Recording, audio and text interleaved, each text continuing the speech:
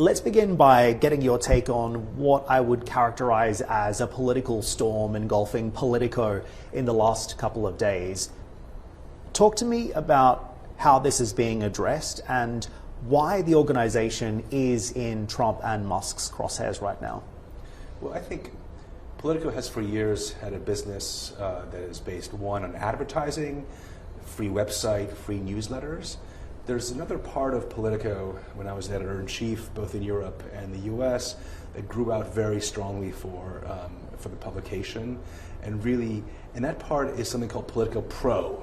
The Pro, as implies, is for professionals.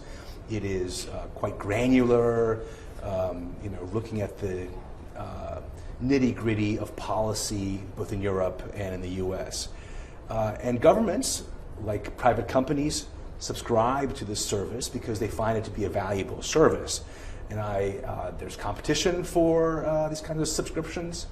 But someone noticed in government files that the US government really likes Politico Pro. Departments of Defense, Health and Human Services, and it was kind of a perfect storm, really, of misinformation. This came out saying, the U.S. government was, under Joe Biden, was subsidizing, an anti-Trump publication. Politico was never anti-Trump in its first term, nor since, or during the campaign. And I would say this is really no different than when the U.S. government buys $15 billion worth of missiles from Elon Musk, when it buys $9 million worth of subscriptions to a very in-depth policy offering from Politico.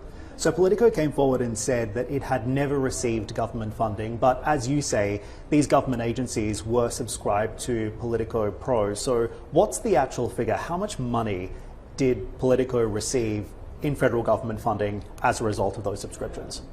Well, according to publicly available data, the government subscribes almost $9 million worth of, again, publication has 20-odd verticals in policy. They're very good and they're very in-depth, similarly in Europe. This is just a misunderstanding of how journalism works, also a misunderstanding of these are not subsidies. This is the government that says we need this service. And it is somewhat paradoxical for a new administration to say, we want to understand what the government's doing, we want to find efficiencies. Well, there's no better way to find efficiencies than to have a really in-depth sense of what the government does and how it does it, and that is the mission of Politico journalists every day. Because the allegation is here that it created an editorial bias within Politico as a result of receiving that government funding under the Biden administration. Can you address that? Well, I was in charge for a significant chunk of the Biden administration, and from our founding in Europe and in the US, going back well over a decade, we have set out, we're nonpartisan. We cannot and will not take sides, and never have really taken sides politically. And so people from both sides have complained about our coverage. I cannot tell you how many calls I got from the Biden White House that thought that we were too tough on them. Why do we do this? Don't touch this issue. So every side in politics works to referee. The current group in Washington works it at a much higher volume and a higher intensity than even compared to the first Trump term, to judge by the last few weeks. So these subscriptions are now being cancelled. Do you think that is Musk and Doge finding government efficiencies, or is it an attack on the free press?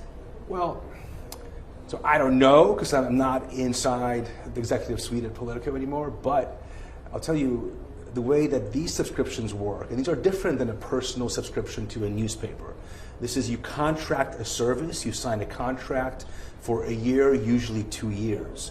So this is actually an interesting test case for the government, and not just with this example, but with a lot of the work on foreign aid, with a lot of the commitments the government has made to thousands of entities out there, that how much will the Trump administration honor contracts? I assume when these contracts come up to be renewed, whoever, and this is true for Politico, probably true for Bloomberg, which also has a lot of government contracts to provide, both data and news, that there will be a conversation about renewals. I'm not a lawyer, but it seems, the government can't just tear up contracts and say we're not going to pay from this day forward. That's not at least how the government has worked in the past.